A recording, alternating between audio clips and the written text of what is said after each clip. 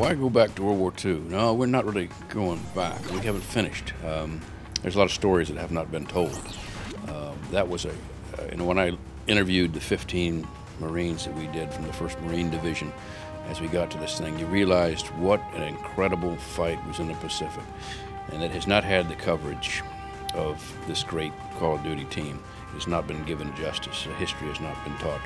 The legacy and courage and sacrifice that those guys gave us, that has not been told. That story hasn't been told. So this is the next Call of Duty.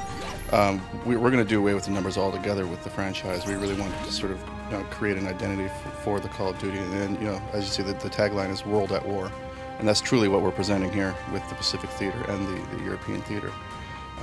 Just as Call of Duty 4 Modern Warfare came in and dominated the modern shooter genre, we want to do the same thing with Call of Duty World at War. So we figured part of that was just to say, here we are. This is the establishment of what this game is about.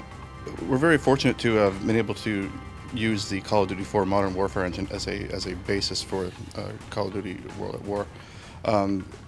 It's already a great engine, as you know, and we've been able to really, now that we have 2 years to make a game as opposed to the 1-year cycles that we've been on before, we've been able to take this already well-established engine and start adding technology to it. Because it's a game set in the Pacific, we kind of had to be able to represent water very well, because a lot of the actions that the Marines took were based around Pacific islands. So we've added buoyancy and real-time tessellation to things. So if you throw a grenade in the water, for instance, you'll see it explode and ripples will come out in real time. You throw a flammable object or an object that's on fire into the water will put the thing out. You're going to be able to play 4-player co-op over the internet, as well as 2-player split screen on your couch. We didn't want the co-op experience just to be 4 guys playing the single-player game. We really, from the beginning of the project, planned from the ground up how we would address all the problems that we knew that we were going to come up against with a co-op game.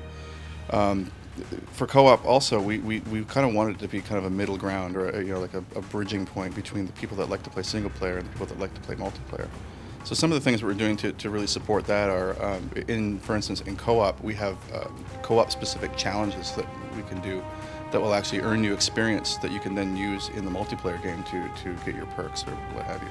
The great thing about the Call of Duty 4 engine is that it allows us to focus on making content and making a great game at first, and then deciding how we get that onto all the different platforms. One of the platforms we are porting it to is the Wii. Now, obviously it's going to take a bit more doing to get that Call of Duty 4 and onto the Wii than it would be, say, to get it onto the PC or the PS3. So we've got a whole crew of engineers devoted entirely to that from the beginning of the project, that have been working on ways to, obviously, sort of make all that stuff, that's all this great Call of Duty experience fit onto the Wii. And our aim is to have exactly the same experience on the Wii as you would have on any of the other platforms. Also, we'll be supporting the Zapper, which will make for a kind of a unique Wii-centric experience. You can expect to see Call of Duty World at War hitting the store shelves sometime around the fall of this year.